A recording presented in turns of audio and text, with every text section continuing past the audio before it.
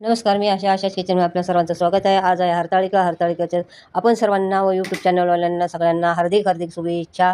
चला तर मग हरताळिकेची पूजा आपण सर्वजण करूया.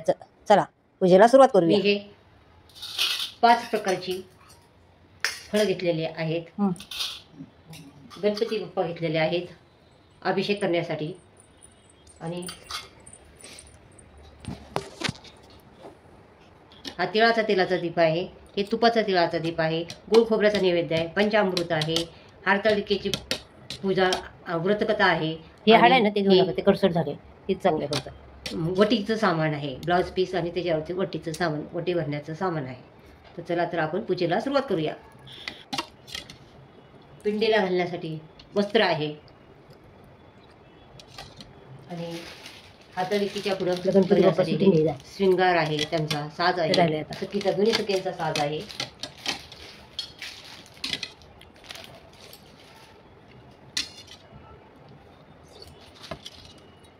कापूर घेतलेला आहे, अक्षदा घेतलेला आहे, 2 विडे मांडून घेतलेले आहेत, एक सखी पार्वतीसाठी आणि एक गणपती बाप्पासाठी 2 विडे तयार करून घेतलेले आहेत. तसे आपण 5 विडे ठेवू शकतो, पण एवढे जागा पण भेटायला पाहिजे ठेवायला, तर मी 2 विडे ठेवत आहे. आता आपल्याला गणपती बाप्पाचा अभिषेक करायचा आहे. आता तुम्ही तुम्हाला जर नसेल येत तर ओम गणपती म्हणून अभिषेक करू शकता, पण खरं तर अथर्वशीर्ष म्हणूनच अभिषेक केला पाहिजे. मला अथर्वशीर्ष येते तर मी अथर्वशीर्ष म्हणूनच अभिषेक करणार आहे. गणपती बाप्पाचा आपला अभिषेक पूर्ण झालेला आहे.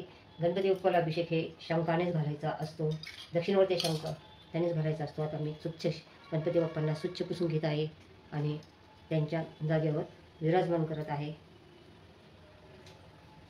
तर गणपती बाप्पा इथं ठेवत आहे, त्याच्याकडे मग थोडा अक्षदा ठेवत आहे त्यांच्याकडे.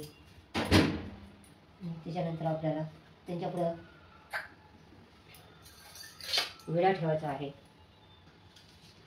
विडा तयार करून घेतलेला आहे आणि पहिला आपल्याला गणपती बाप्पाला हळदी, कुंकू आणि अष्टगंध लावायचा आहे. हे अष्टगंध आहे. आता ह्या दोन्ही सख्यांना पण हळदी कुंकू लावून घ्यायचं आहे. ही पार्वतीला पहिला हळदी कुंकू लावलेला आहे, त्यानंतर मी सखेला हळदी कुंकू लावलेला आहे. आणि त्याच्यानंतर आता आपल्याला हा गणपती बाप्पाचा विडा गणपती बाप्पा पुढे ठेवायचा आहे.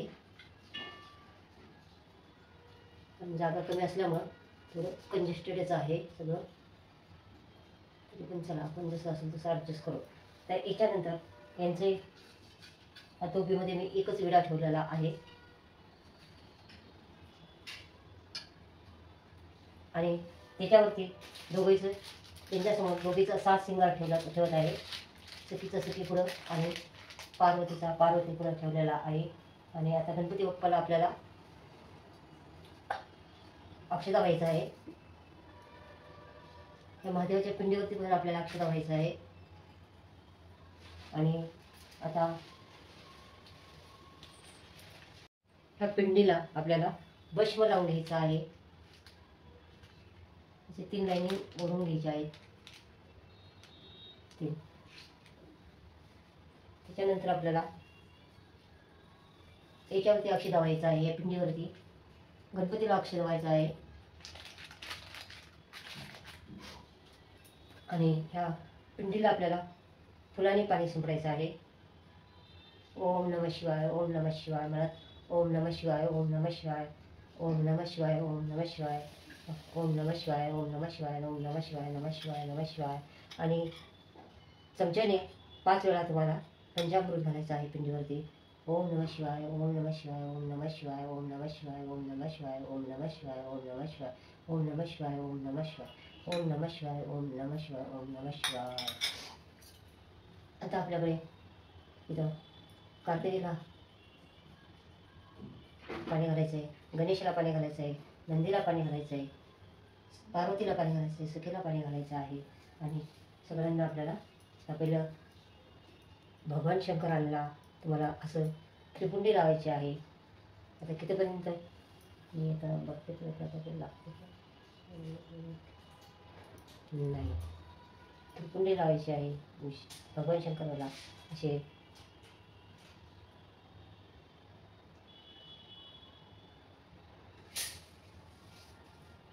तर हात नाही आहे त्यासाठी काही त्रिपुंड लावलेले आहे. परत इथं चुकीला हळदी लावायची, हळदी कुंकू लावायचे आहे. पार्वतीला हळदी कुंकू लावायचं आहे. इथं नंदीला हळदी कुंकू लावायचं आहे. गणेशाला हळदी कुंकू लावायचं आहे. आता कार्तिकीला पण हळदी कुंकू लावते मी, मला माहीत नाही काय लावतात ते. हां आता पिंडीवरती आपल्याला अक्षता व्हायचं आहे. गणपतीला अक्षर व्हायला आहे, नंदीला अक्षर व्हायला आहे, चुकीला अक्षर व्हायला आहे आणि पार्वतीला पण अक्षर व्हायला आहे. चल आपल्याला आता इथून हे सगळ्यांना फुलं वाहून द्यायचे आहेत. पार्वतीला फुल वाहिले, चुकीला फुल वाहिले, पिंडीवरती फुल वाहिलेला आहे आणि आपल्याला पिंडीवरती बेलपत्र व्हायचं आहे. हे माझ्याकडे आज मला 4 पानाचं बेलपत्र मिळालेलं आहे. ते बेलपत्र मी वाहत आहे. पहिल्या बेलपत्राचा जीट आपल्याला खुडून घ्यायचा आहे आणि बेलपत्राचे असे हे असं ठेवायचं आहे. त्याच्यानंतर हे 3 पानाचं वाहत आहे. असे नेहमी 3 बेलपत्र पिंडीवरती ठेवावेत. आणि पिंडीवरती ठेवताना तुम्ही 3 बेलपत्र जेव्हा ठेवता तेव्हा ओम त्र्यंबके येजामहे सुगंधी पुष्टिवर्धनम् उर्वारुकमेव वन्दनं मृत्युमोक्षी यमामृतात्. ओम त्र्यंबके येजामहे सुगंधीं पुष्टिवर्धनम् उर्वारुकमेव वन्दनं मृत्युमोक्षी यमामृतात्. ओम त्र्यंबके येजामहे सुगंधीं पुष्टिवर्धनम् उर्वारुकमेव वन्दनं मृत्युमोक्षी यमामृतात्. त्याच्यानंतर आपल्याला ही आपण पार्वती पत्री जी आणलेली आहे ही पत्री व्हायची आहे पार्वतीला, सखीला. आता हे सगळं बाजूला ठेवायला जागा खूप कंजेस्टेड आहे, तर आपण ही पत्री अशा पद्धतीने ठेवूया.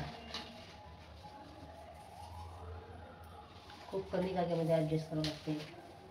आणि याच्यावरतीच आपण ओटीचं सामान ठेवूया. ओटी घेतलेली आहे मी, ही ओटी भरायचं आहे. ओटीचं सामान भरलेलं आहे त्याच्यावरती. आणि परत आपण एक शास्त्र म्हणून 3 वेळा तांदूळ आपण ओटीमध्ये ठेवूया.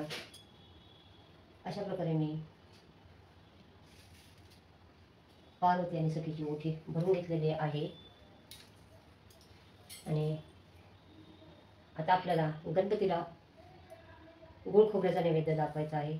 तर हा गोड खोबऱ्याचा नैवेद्य मी घेतलेला आहे.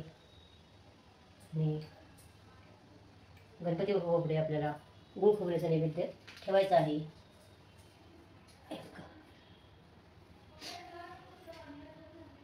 याच्यामध्ये हळदी कुंकू आहे आणि शंकर भगवानला आपल्याला वस्त्र अर्पण करायचे आहेत. संपूर्ण नैवेद्य आता वरती बसणार नाही म्हणून आपण आता पुढं एक ताट ठेवणार आहोत. हळदी कुंकू पाणी आणि हे 5 प्रकारचे फळं आपण ठेवणार आहोत. आता हे 5 प्रकारचे फळं असं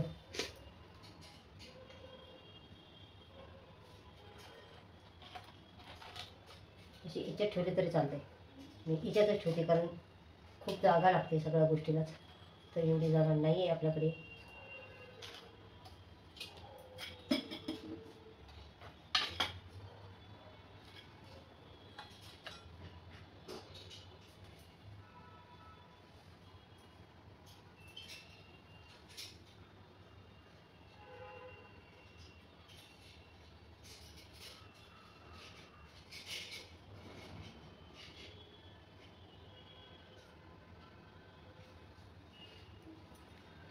असं आपल्याला असं हे करून घ्यायचे आहे. आणि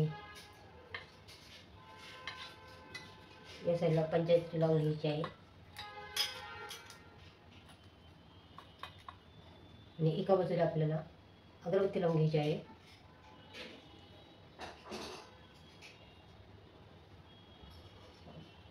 अगरबत्ती ओवाळायची आहे.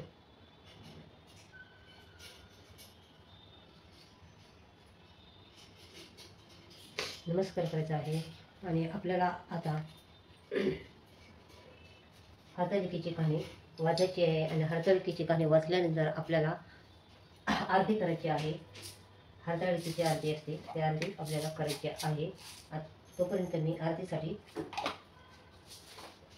अक्षदा आणि भीमसेनी कापूर बाजूला काढून ठेवत आहे. आरतीचं सामान आहे.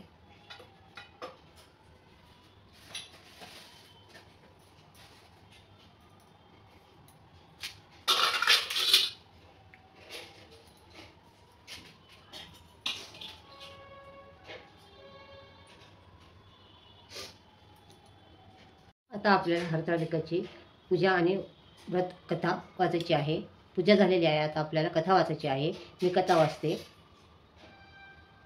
माझ्या हरतालिका व्रत कथा समाप्त झालेली आहे. आता मी आरती करणार आहे.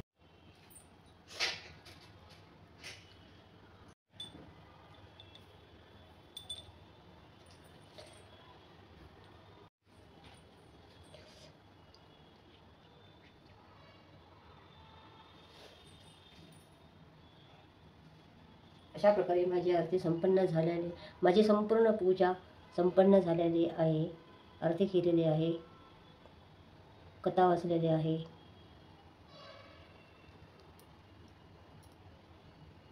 कशी वाटली माझी पूजा? चला बाय.